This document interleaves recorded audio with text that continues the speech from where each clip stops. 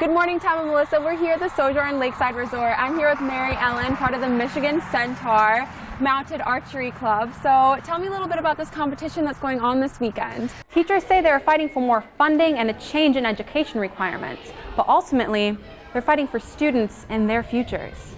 The privately funded Ross Aid project is expected to take $120 million over time to bring the best fan experience possible to Purdue University. Good morning. Today we are on the beautiful Mackinac Island, where I will be taking you guys inside some of the island's most well-known spots for some fudge. I just purchased this over-the-counter cold medication at the same CVS using my government-issued ID.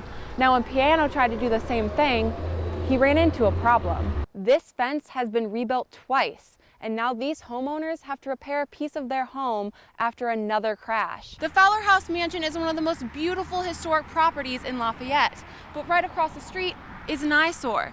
As you can see, that's all about to change. And then stare at your target like that, and then let it rip. Aim? Yep.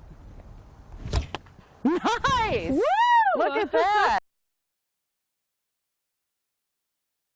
The Abby and Libby Memorial Park is one step closer to the first ball game, thanks to a community of kindness. Purdue University donated these 10 light fixtures and light poles, and that's going to be used to light our fields. The Purdue Research Foundation donated the lights from their intramural black playing field. The foundation partnered with Duke Energy to make the transportation and installation of the lights possible. Dan Rhodes with Duke Energy says the project work is 100% volunteer-based. We've been looking for the opportunity to be able to help out, and when this came to Duke and it was something that made a lot of sense for us to be able to help with, we immediately said yes, and then figured out how we could make it all work.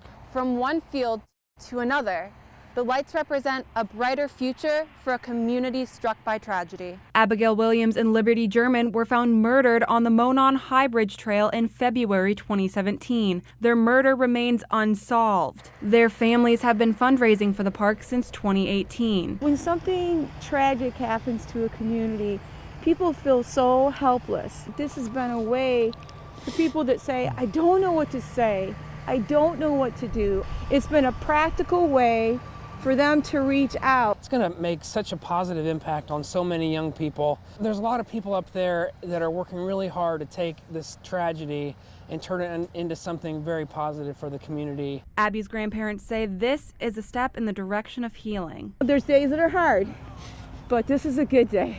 This is a really good day.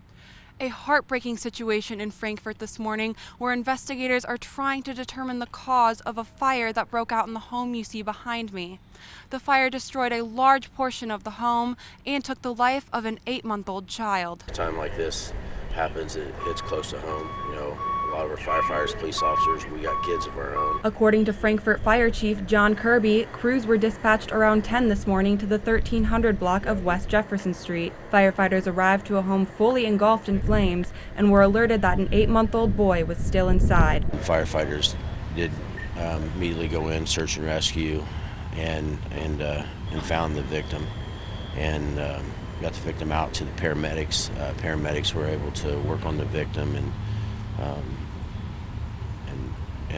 end up being unsuccessful. The other 2 children were able to make it out of the home with their father. Investigators say at this time they do not know how or where the fire may have started. Frankfort Mayor Chris McBarnes says this is a devastating loss for the community. The only way you get through this is as a community. So I'm calling on the community, all citizens, all residents, the state of Indiana to lift our community up in prayers, to lift this family up in prayers.